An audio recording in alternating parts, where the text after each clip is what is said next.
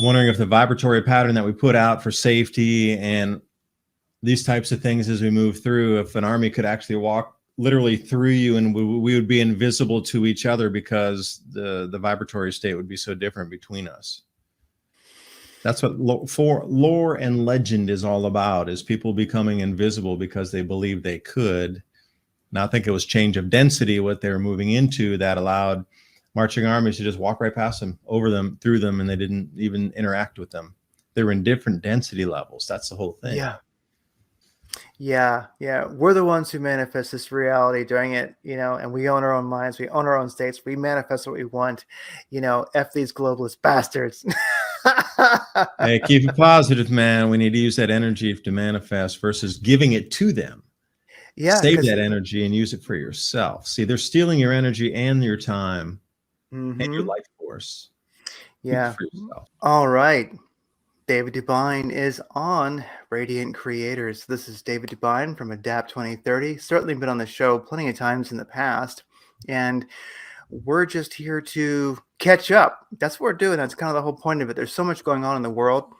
Pick your psyop, whichever one entertains you the most, and we can just dive right in. So, and you might think you were safe, as far out as you might be, but if you're going to pick up and run, like really, we have a house and we got a lot of stuff in the house here for, working around, like all the tools and things. Like, what are you going to take with you, really? Like, what are the things that you'd bail with?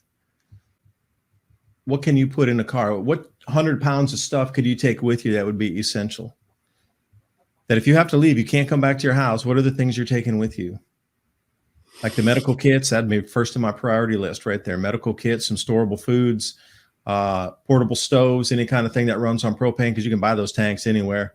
But having the stove where you can cook out once you get somewhere is a different thing.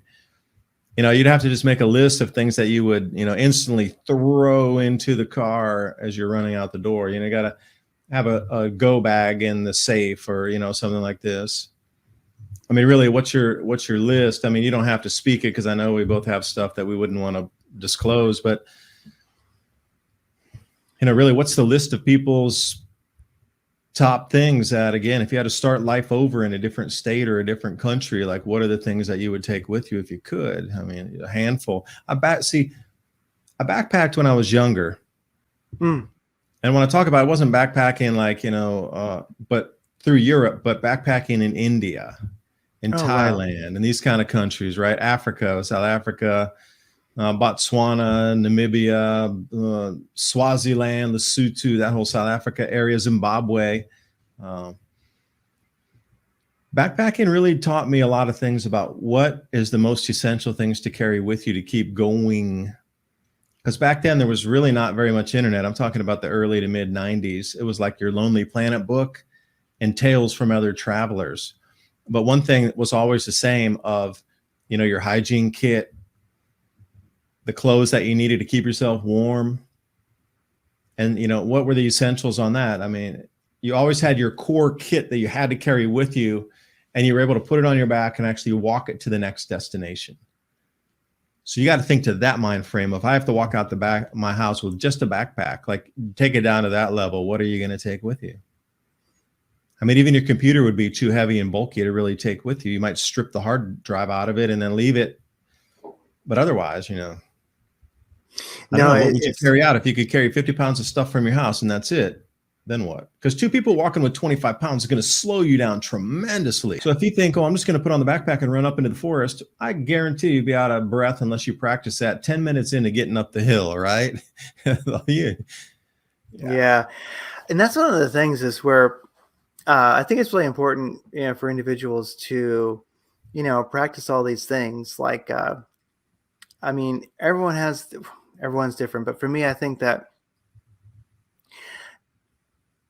like my dream list, and what I work on is, it sounds funny, but like, do you go and do Pilates? I mean, so if you're farming every day and you're like working physically, that's one thing. Many people are not. Are you strengthening the body? And as far as carrying a backpack, how many people actually carry one? How many people actually have one they've actually packed up and carried? And how far can you do it? Like, a great practice is to go hike for a couple miles, a time or two a week, or even walk, with your pack on that you would carry. Gear checks are incredible. Put it to some kind of a test and you'll find out so much about what works and what doesn't work.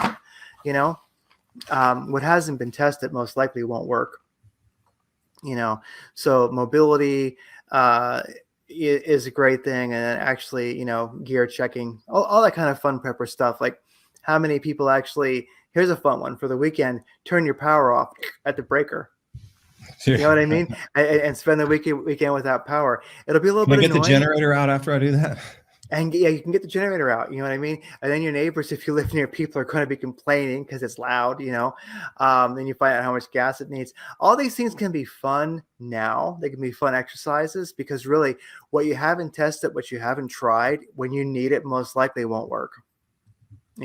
So even that bag you want to carry, go hike. Get out there and go hiking with it. Give it a try. And you'll find out that, wow, all I really need is like my fold up AR7 trail mix and water. You know what I mean? That's all I really needed. Everything else is just dead weight. And then of course, gosh, fire making material, Mylar small tents, Mylar sleeping bag, I've been working for years on kind of streamlining my little go bag that I would carry. And, it's still an ongoing process, getting that go bag ready. So yeah, mobility very well may be something to be mobile in, and then also having that ability to be mobile. And there's so many aspects to that, but, so right now we're kind of seeing how the PSYOP machine is on full speed. And I think one of the things that's important I'd ask, is how do you keep yourself sane? Because a good practice I've gotten into recently really is staying sane in the midst of the PSYOP machine, and I think that you're in a very good spot because you have a lot of tangible, very real things to work on every day. That really the PSYOP machine is something you can kind of just see in the peripheral. Yeah. Well, it's still, I have to delve into it to produce my content, but I would challenge people out there too. Speaking of backpacks, a lot of your backpacking usage is going to be, you're going to go out empty and you're going to go to your destination and you're going to fill up and get your supplies and then hump it back to your place where you're at. So try that for a minute. Go out empty on your backpack, walk to your store, purchase everything, and then try to walk back. It's not like you're going to walk full over to the store and then walk fuller back from the store. You're going to go empty pretty much. And all you're going to have is like a bottle of water in the trail mix to get you to your destination. But then once you fill it up and you realize like how much you can hump or how the straps don't fit right or things are awkward. And then, how do you really get it to fit? And then, try that just to go buy like cans of whatever, your water, go fill up at the supermarket and see if you can walk back. It doesn't even, maybe have somebody park 2 miles down the road. Okay, I'm going to meet you. But then you start to learn how to walk on the side of the roads and how to jump over things and see shortcuts. You don't have to walk all the way around to turn on the corner. Just cut through the field. Then you need to learn about insect protection because down here there's a lot of nasty biting insects in weeds, But to save that extra, eighth of a mile, if you cut through a field, you're going to want to do that. But then you're going to have to think about all the nasty biting insects and things too. But the more you practice it, the better you're going to get at, finding the terrain and getting the shortest distance between point A to point B. Learning all about ditches and sides of roads and, these sort of things and different kind of fields and what kind of brush you can get through or what kind you cannot, where the swampy areas might be, where they're not, going across farm fields looking for dogs. And there's going to be threats out there too. It's not like you're just going to be cruising. So you're going to have to be hyper aware when your bag's full. But you could practice it, again, go in the supermarket, buy it, and have somebody, wait for you 2 miles down the road and see how long it takes you to get there and how tired your shoulders would be if you don't practice this. I don't know, maybe that's a little too much to ask, but I mean, that'd be a great one. Even if it's a half mile or a mile, just do whatever your range is and really see how difficult it is to carry 20, 25 pounds of food in your bag and how it moves or doesn't sit right against your back or something's poking you, which I always hated when something poking you in the back. And just see how it works and do it as an experiment. Everybody take a turn at it, No, it's absolutely true. It's absolutely true. And it can be kind of fun. And something I like doing is, grabbing the go bag, the backpack, and walking around your neighborhood, walking around the area that you live in, because um, it's fun to learn. And like one of the things about my area here, I know every alley, every ditch, every like if I had to get across town, without anybody seeing me, I could do it. You Mm-hmm. know, um, I know how to go between places where cars can't follow me, all that kind of stuff. So I know it may be a weird way of thinking for many people, but like really, it can be very, very fun. Grab your go bag, you know, and just go hike your area. And maybe you might want to drive over here, drive over there, whatever, but learn your area because it's fun. And then also you can start finding wild edibles in your area. You can find, you name it, Um, so really, like in my area, that I could easily, walk within a day, the desert, contrary to many people's assumptions, which is fine because it looks like a desolate wasteland, it rains food. And especially here within, the Phoenix, Scottsdale area and the desert surrounding it, I can go all over this place and nobody would see me. So I know every alley, every ditch. You know what I mean? And people may not realize it, but that may one day be more of a superpower than you might imagine. So, and it's fun to learn. It's a neat thing to learn about where you live. It's fun. Our ancestors knew. I guarantee you that. Yeah, and another thing about carrying things on your back, we found these 3-gallon water bottles. They're a square. Yes. And you can stack them on top of each other. So remember, 8 pounds approximately is 1 gallon of water. So 8 times 3 is like 25 pounds. It's about, right at the edge of being comfortable and too heavy. And it fits right in your backpack. It goes square in there. So if you have to come back with a large amount of money, or a large amount of water, just put that right in your backpack, seal it up, and you're walking as one unit. You need to keep that sucker completely full so it doesn't slosh around. But, I encourage you to walk with 25 pounds of water in a 3-gallon bottle in the back of your backpack too, and see how that is. We found those at Rural King. And knowing your terrain too, okay, well, you might be walking around but is the area safe where you're walking around? Cities and countryside, same, but different. There's parts down here, you don't walk on people's land. There's this place down here that's well known for having gold claims on the creeks from way back in the day, and people still own those claims. You don't go walk there, period. Your car breaks down, you stand on the road, you wait. You don't walk anywhere around there where the gold mining claims are. It's well known. You go in there, you don't come out. The rules are set, they're clean. But somebody who didn't know that was just broke down, was just trying to transfer from point A to point. Well, I can see on the map here, it shows that there's something over that mountain. Or there's one hill. We just walk through there and around. And then you might not make it. And the same thing, in cities too, like really where are the safe and the dangerous areas of a city? They got ghettos and things, and there's going to be all kind of opportunists during these downtimes. If it really gets that bad, where you're going to need to cruise around like we're talking about, opportunists are going to be out there. So, some areas that are safe now might be more dangerous, but the dangerous areas could be like just seriously dangerous areas.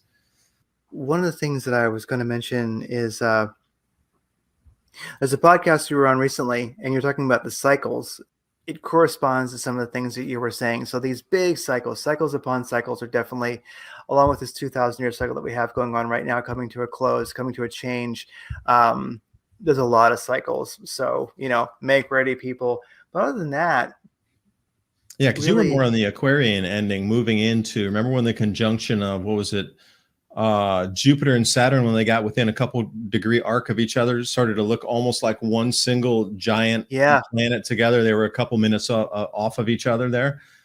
That was the ending and the official entry into Aquarius a couple of years ago. It was in 2020 at the end of the year there. Yeah. But you're more versed on that than I understand the celestials, but you understand the energetic flow within the celestial placements of where we are. Like literally, the orbits are where we sit in the heavens, and that's the astronomy edge of it. But Craig, you really understand the astrological edge of it, like the energetic flow that we're entering into as our solar system moves through different areas of space. And we're coming into a really heavy debris field here too. So that's another thing to consider. Yeah. Whenever we've gone through that that fuzz, that debris field in history. It's always been quite the hectic time, you It know. is about to get super hectic. And I can give you an exact date on when we're going to enter it Yes, again. March of 2025. there you go. Yeah. So definitely, I think this is a time where, like, one of the last things I would, mention is the PSYOP machine is on full on. And one of the things that I would just mention to people is, during this time, have fun, because, we do have incredible cosmic energy coming in. Like right now, this is a time for enlightenment, or a lot like the Rudolf Steiner scholars and things like that are talking about. This really is the time of the Ahrimanic deception. It's also a time of like the new Christ, you might say, within oneself. So really, as many people have mentioned, like humanity's bifurcating. There's those who get it and those who don't. Some people put it like some people are like plugged in for the full ride, and some people are in for like the NPC ride. They're just not. So only so much you can do for anybody. But if you're lucky enough to be listening to this, you're definitely on for the full ride spiritually. And so as that PSYOP machine is full on, they really are trying to control us in many ways and use our power. So remember, what you see and you judge and you get hung up on defines yourself also, which sucks. I hate to hear that. It pisses me off. But really, it does seem more and more, even though we have to be aware, and we are, because it's good. It's like part of a tactical life. We need to know what's going on out there. We really do need our like kind of neo-aboriginal strength, and also our spiritual practice, because if you're not thinking for yourself, then they're defining you, even if it's just defining you by hating them. You know what I mean? It's like, believe me, I hate George Soros, but but you know what? My disdain for him does not define me, does not manifest my reality. And even though it's been one of the hardest addictions to get over, I realized to make it through this time and to thrive, I can no longer have the addiction to like the heroin of giving a shit about what the world does. I wanted to talk about hand cranked radios for just a second because I think they're incredibly important. I myself, I did hours and hours of research on the best hand cranked radio that could also be a phone charger, emergency light, be able to listen to radio stations, the NOAA weather station in case something happened and you were power out, you could still know what the weather was coming. I personally own this one, the Eaton Red Cross FRX3. It's all hand cranked, and there's a small solar panel on top of it. So it's multiple options for recharging, including plug-in. So if something were to happen, hand cranking is the next best option. I would love solar, but it might be a cloudy day. You might be inside a house, but you're going to have to create the power somehow. You hand crank it, and ergonomically, it slides right in like a book on a bookshelf. I can't believe how long the battery charge lasts on this thing. Even if you leave it up somewhere, like I say, on a bookshelf or in a closet for 6 months, it still has almost a full charge after that period of time. These crank lights and radios are a must-have. The fact is, if you live anywhere where there's going to be weather, you're going to want to know what's going on. You're going to want to be able to see. And not only that, you're going to want to be able to charge your devices so that you can communicate if the power is out. This is something that you should have if you live anywhere where there's tornadoes, hurricanes, blizzards, etc. It's not whether or not the power is going to go out, it's just when. You know that's going to happen. So these are something that you should have handy with you in your car and your backpack. 2 or 3 of them actually would be a good thing to have in several places, so that you know that you're going to be able to have light, you're going to have information, and maybe communication. Those are 3 main things that you need. And plus, it's cool. You can listen to the radio, which makes the time go by if you're waiting for anything, waiting for the power to come back on. You're going to want to keep your mind occupied, and you're going to want to be able to see what you're doing, and also be able to communicate if there is the ability to communicate, and you don't want your devices to be dead when that happens. In an emergency, you would know where people were moving to. For example, out here in East Tennessee, we have massive wildfires sometimes, and they'll be on the radio broadcasting exactly where the fires are moving. And this is off of what you consider like your AM, FM channels that you would get on your car radio. It depends on which frequency that they're using for that. but they will absolutely tell you where emergency resources are stationed. So if you have to abandon your car, you could be able to get to another place as long as you know the roads, or you might have a map. You'll be able to get to some help or main roads where there's emergency vehicles transiting up and down there. Have this on the go, that it's be able to put it in your hand and still listen to something. It's very lightweight as well. What happens with your communications, or even listening to something, to be able to understand what's going on in the environment around you? And that's the key to surviving. And Ransom, I know you said this a few times, is understanding your environment, being able to manipulate your environment, and being able to move through that environment to get yourself to safety, to reassess the situation. Not only that, this is one of the cheapest ways to have insurance, so that, you know, whatever happens, if you're on the move, if you have to grab your bag and go, or if you're just at home trapped when the power's out, not only do you know what's going on, but you know if the situation is going to worsen. Imagine all those people that were in several of the different hurricanes that we've had the last couple of years where the power was out. There were a lot of people that didn't know that was coming, and unfortunately they're no longer with us. But I'm sure that people that were prepared and had some radio, they knew where to go, they knew where the relief aid was going to be, they knew which directions the storms were coming, and they knew which directions the water was coming from. So this is a must-have for anybody that wants to know what's going on, and also just having the light. And you can click on the link in the description box below. And remember, any purchase that you make with the links, whether it be through the podcast in the description box or on the videos across the multiple platforms after we stream, helps us keep this type of information and this show on air, so we can continue to bring information and share this information, so then you can share with others. And this is truly how it's going to be, is sharing of information, forming communities, and have others that also have some of the same information, so we can work as a group versus being on your own alone. That's going to make a huge world of difference, sharing information in communities. If you wanted to start prepping and taking it serious to get some of these very inexpensive tools that are necessities, why not be prepared for what might happen? Click some of the links, help yourself. If you appreciate this type of information, click on that link in the description box below. Support our broadcast, our continued mission of bringing you information that can enhance our lives, make our lives more comfortable as we move through this transition. But yet I do have to keep an eye on it. How's that working for you? Yeah, well, you're right. I try not to put the negative vibration into the field. Yes. You know, so you talk about Soros. Okay, that's a good one. A lot of people are targeting. Well, I hate that guy. I don't even think I'm in a non-emotional state on it. I just look at it as a player with a different colored uniform on the other side of the field that I need to get through. Yeah. Like, really, with no emotion on that. It's just something standing in the way down there that I'm going to blow through. Yeah. And that's all the way I'm thinking. Because once you start feeding the energy, that's what they want. See, this is the whole thing about the PSYOP, is using your own emotions against you to bring you into that low vibratory state, which are more easily controllable through the fear and through the solution possibilities. But if you can try to stay out of that, and don't believe me, I am no master at this. I have my so many faults. Are you kidding me?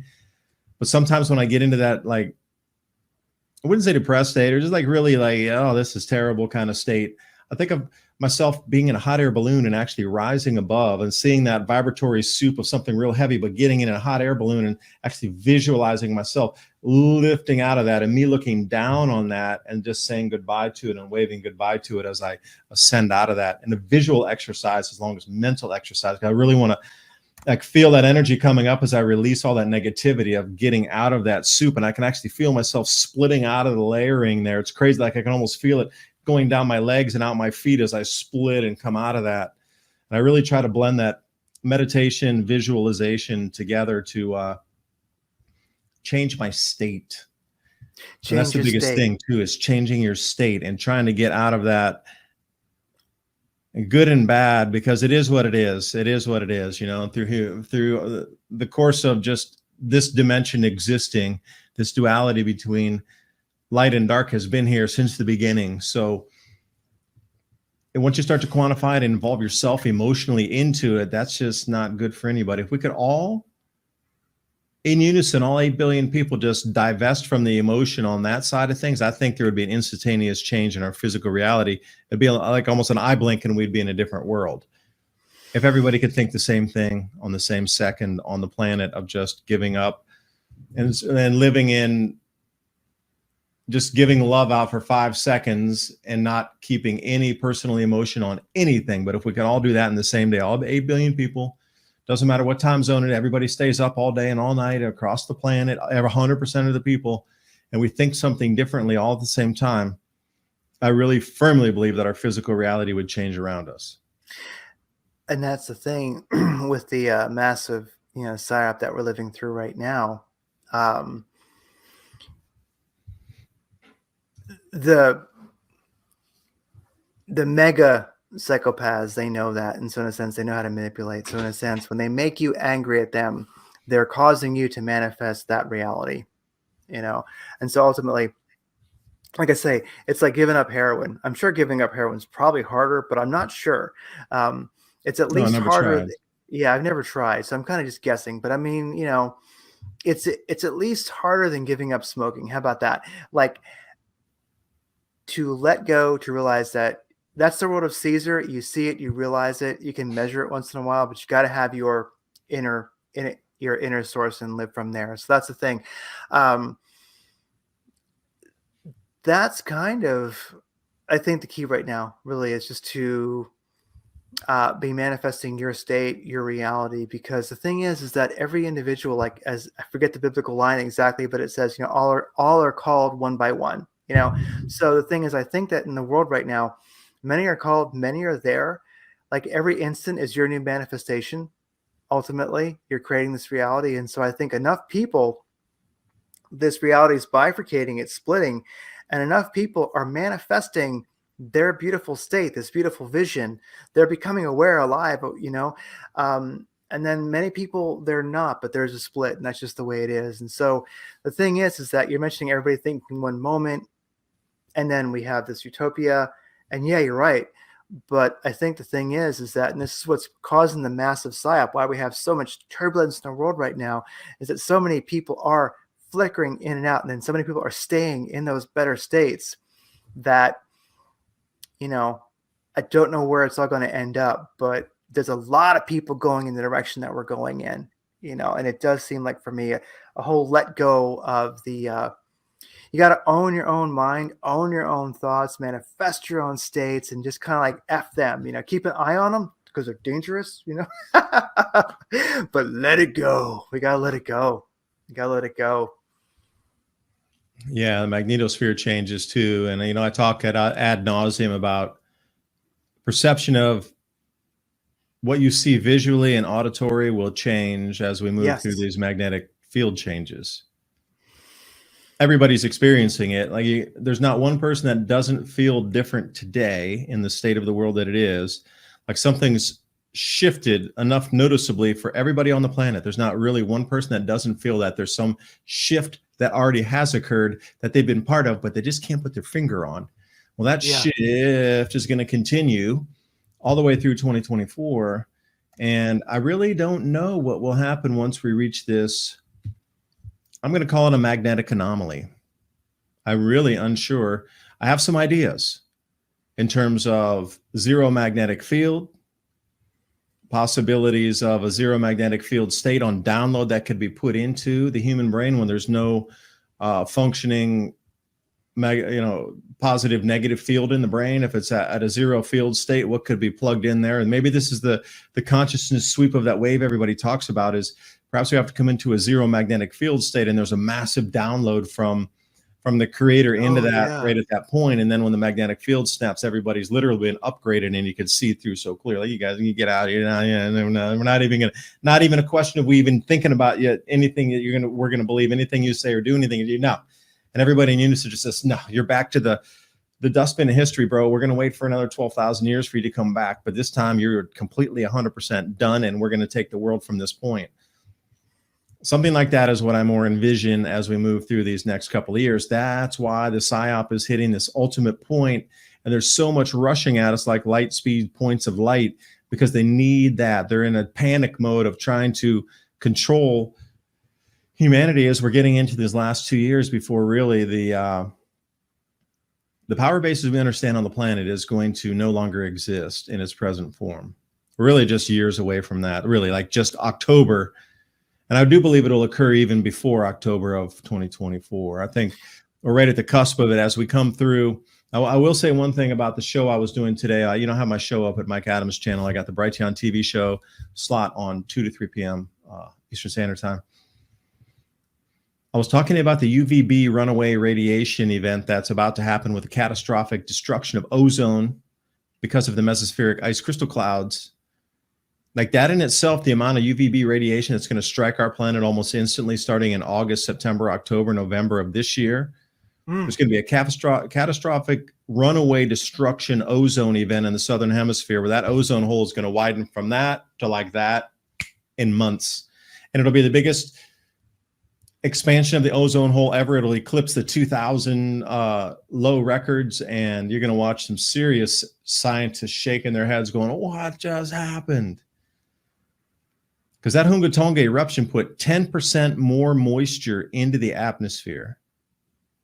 So we had 100% of available water vapor in the atmosphere. The Hunga Tonga eruption put 10%, but not just to the lower layer, blasted it up anywhere from 30 to 50 miles into the upper reaches of our atmosphere and saturated that with the most water that's ever been up there. That's a desert layer, basically.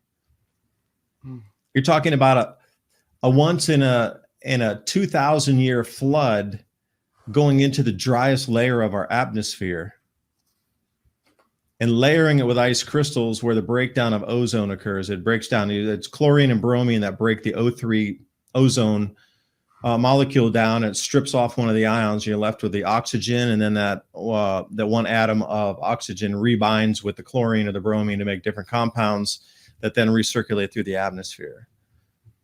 But the only reason that can occur for the breakdown of ozone is if you have the crystal surface for that chemical reaction to occur. Now, what we have up there is something like a 15 sigma event of amount of water that was ejected into that in a single event. Everybody talks 6 sigma events, and you're more versed on what the actual metrics are in a 6 sigma event, but we're so far beyond that. We're like a 15 sigma difference here. We're talking like once in multi-thousand years or hundreds of millions of possibility percentages of one of this event occurring type of thing.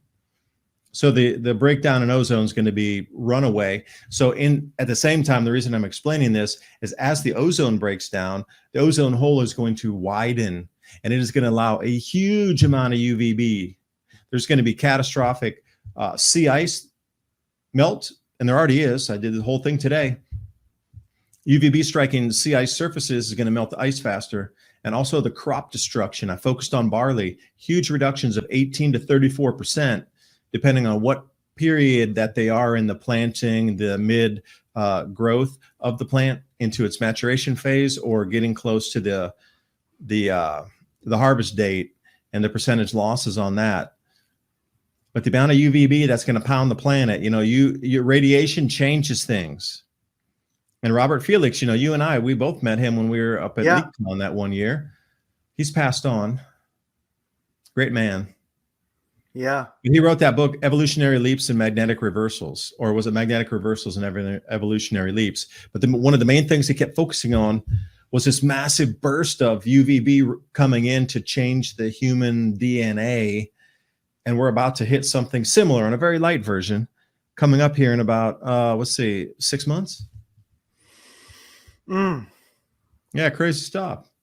Yeah.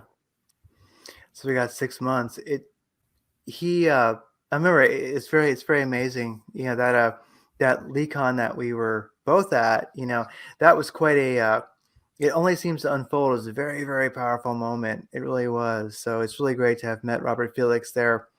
Whatever the title for his book is, it's his fault for making it so difficult to remember. I'll link to it in the show notes. But it really makes a point of, oh gosh, who else have I talked to? Oh, I forget.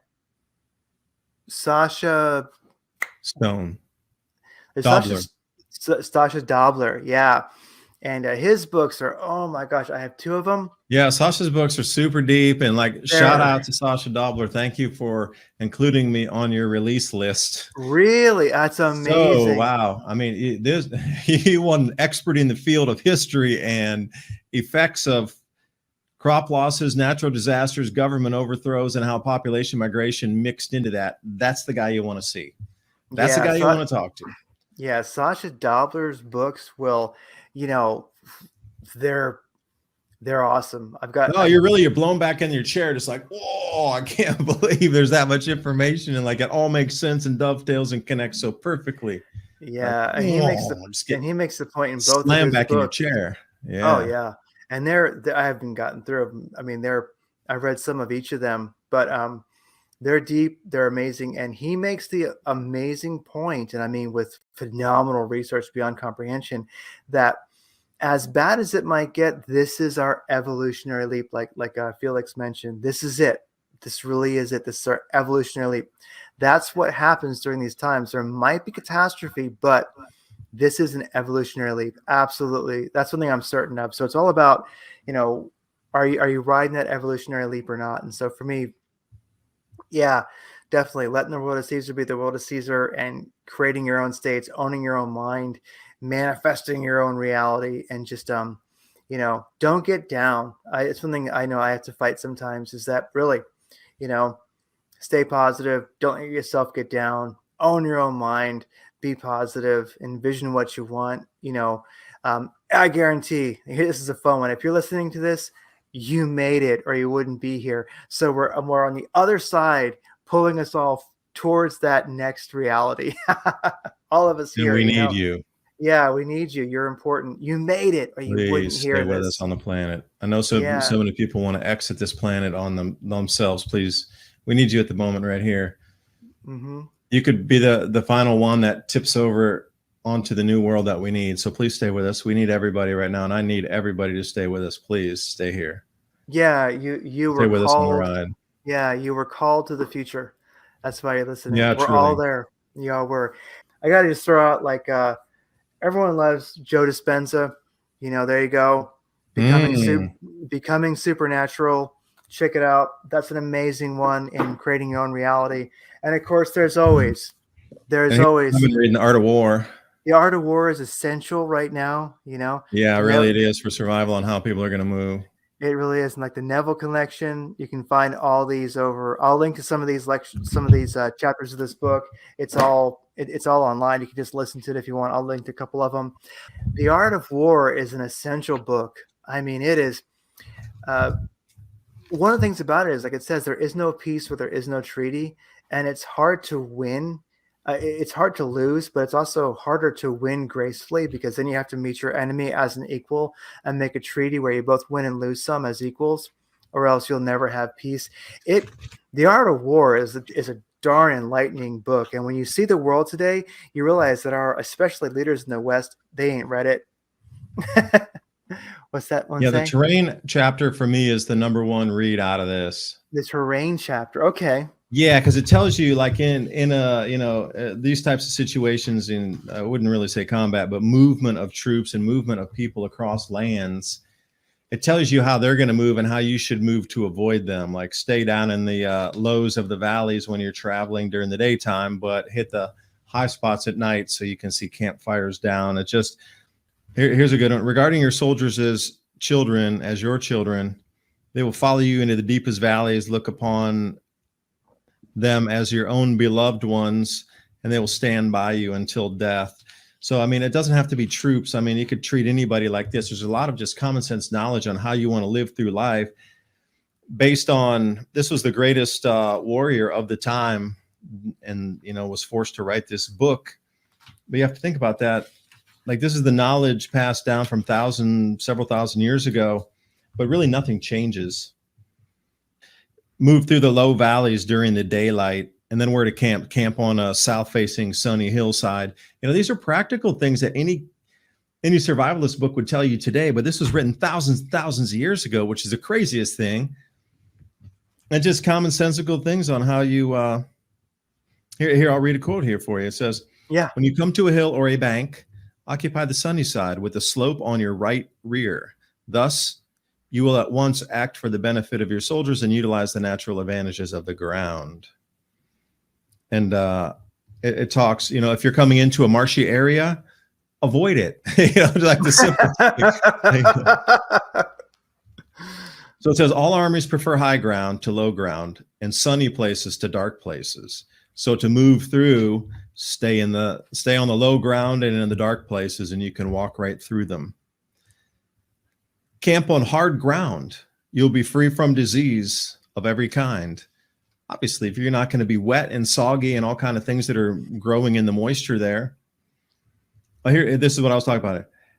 In crossing marshes, your sole concern should be getting over them quickly without any delay. And if forced to fight in a marsh, you should have water and grass near you and get your back to a clump of trees. Like, who would ever think to write such things? Like, come on now. Like marshes. If you're going to be walking from point A to point B, you might come into some marshy areas. Got snakes in there. Depends if you're really south. What else will be in there too? So this is the most practical book in terms of so many ways of thinking about life, how to treat people, how to have people stay with your belief and idea.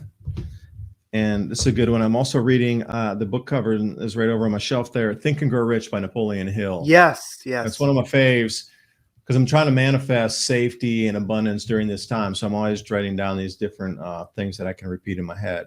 Again, that's all about state. Yes. Bringing yourself out of that negative. Like sometimes when I notice I'm getting there, I just whip out one of the books and I'm like, I gotta get out of it and start reading, and then I get into the balloon and then I get out of there. Yeah, and states works for me, might not work for everybody, but that's just the way it is. The thing about Think and Grow Rich is one can certainly read it, and that has an incredible value, of course. But also you can get the Audible of Think and Grow Rich. You can listen to it, but also over on Brian Scott's channel, he read the book. He read the whole book, and it's like Audible quality. It's really, really good. And so I'll link to that in the show notes too, because that's a free way just to listen to it. And he's a very good reader. And so no, Think and Grow Rich is it is a deep, deep spiritual grimoire of knowledge, and it's kind of like The Art of War and Think and Grow Rich are both books that I almost wish they had deeper titles, but regardless of the title, the text is deep. They're way, way more than they appear to be on the surface by far. So those are essential books. Like the Art of War. One of the things that is being missed right now is when your soldiers fight with their back to a cliff, they'll always be victorious. And it's one of the things that the collective West is not realizing. Attacking Russia through Ukraine, their back is at a cliff. That's their home. And the one thing that stuck out to me in the book was when an unknown inventor went over to Edison and sat down with him in the office for like 10 minutes, came out hired as a position. But the reason that Edison hired him was, he says, this man told me that he would never stop until he achieved his goal. And his sole focus was laser focus on getting this goal, that he would never tire and never quit until he achieved this goal. And it's like, you can't find that in people. You can't pay them to think that way.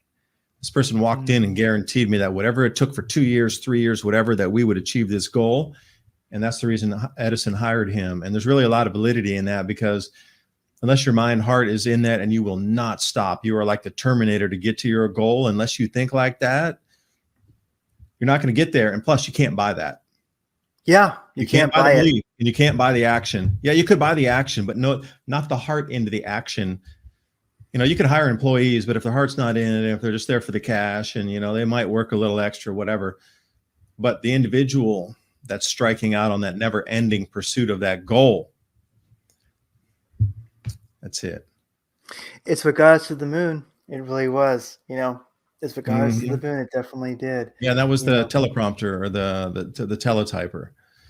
And the whole thing about that was the way he sold it was everybody that he approached originally. You got to realize we're going back into when they were using typewriters and people were stenographing on paper. And there was a faster way to do it with this machine. They're like, we'll put all the secretaries out of, when they were called secretaries back then before administrative assistants in the book, it's dated. We'll put all the secretaries out of work, and we can't Well, wait a second. Then you could have all that extra free time for your assistant to do something else to help you achieve a better goal, because the rudimentary things of just typing and stenographing something can be done with this new machine. It'll save you so much time. That extra person can be used for a different task. And that's the way he really sold this thing. And he became the #1 seller and got the entire United States distributorship for it, and ended up being Edison's partner there for this, because he reframed it versus, yeah. Think and Grow Rich. Yeah, there's a different chapter on every single titan of industry during the time, on how they interviewed them and how they achieved their goals. Yeah, I need That's to the best part of the whole book, is reading through a chapter of history, in the early 1900s, mid 1920s, etc. But how do they achieve their goals? The biggest names you've ever heard of. He even sat down with Rockefeller and the oil company and all these other people and asked them how they manifested what there was in front of them. Wow. I need to refresh myself on that one. I have not looked through Think and Grow Rich in too many years. So, well, yeah, as we wrap things up, definitely we have some reading assignments, The Art of War. Yeah, I'm going to grade it all. I'm going to give you a happy face sticker. Yeah. Just email those PDFs to us. Yeah. So it's like Think and Grow Rich, Essential. I read that quite a long time ago. I know I need to refresh myself on the power of that book, because I'm sure, you're going to, every time you read it, you're reading a new book, because you're growing. Every time, every single time. Even picking this one up, even what I just read you, I'd kind of forgotten it, but it soaked in a little more. Yeah, The Art of War. Like I say, the title, it is what it is. But I'm telling you, it's an amazing book. I can quote it all day long. All battles are won through deception. When you're strong appear weak, when you're weak appear strong. Endless. There's so much stuff in there that really can help you live a better life. It's essential. And then, I just throw my little books out there, like Becoming Supernatural by Dispenza. If you're into quantum physics and things, and you like the technology of spirituality, Joe Dispenza, Becoming Supernatural. I haven't read that one yet. Thank you for the lead on that. Yeah, it's badass. And if you do go to Amazon, it's on Audible and you can listen to it. And it's a very good reading of it. Neville, very cool character. This guy, he's the one who really, when it comes to, he literally says, you're God, the imagination is God. What you imagine is now. Simply allow it. This is true. He sees the Bible as a manual of manifestation, and how to basically manifest states. You see the state, you manifest it, and that's like the Neville reader. And I'll put in the show notes a couple books of his that people have read on YouTube, and they did very, very good readings. They're very, very short. And really, as far as manifesting your reality, Neville, he nailed it. And I'll even link to some lectures that were done in the very early 70s, in his own words, him lecturing. Just his voice has a certain power. So yeah, there we go. That's how we kind of finished it all up. Own your own mind, define your own states, create your own reality. If you're listening to this, it's because we're all here from the other side, pulling us to where we're going. You matter. We'll see you we'll see you along the way. Absolutely. You can almost feel the different splitting reality layers, as if in a layer of an onion. So I'm wondering if the vibratory pattern that we put out for safety and these types of things as we move through, if an army could actually walk literally through you, and we would be invisible to each other, because the vibratory state would be so different between us. That's what lore and legend is all about, is people becoming invisible because they believe they could. Now, I think it was change of density, what they were moving into, that allowed marching armies to just walk right past them, over them, through them, and they didn't even interact with them. They were in different density levels. That's the whole thing. Yeah. So anyway, Craig, thanks for letting me come on. I know. Thanks I'm glad for being we started on. talking about the possibilities of ag destruction and moving into a real hopeful message at the very end here. That was uplifting for me too. Yeah. We're the ones who manifest this reality during it, and we own our own minds. We own our own states. We manifest what we want, F these globalist bastards. Hey, keep it positive, man. We need to use that energy to manifest versus giving it to them. Yeah. Save that energy and use it for yourself. See, they're stealing your energy and your time and your life force. Yeah. Keep it for yourself. Keep it for yourself. I love it. All right. Take care. Later. Bye.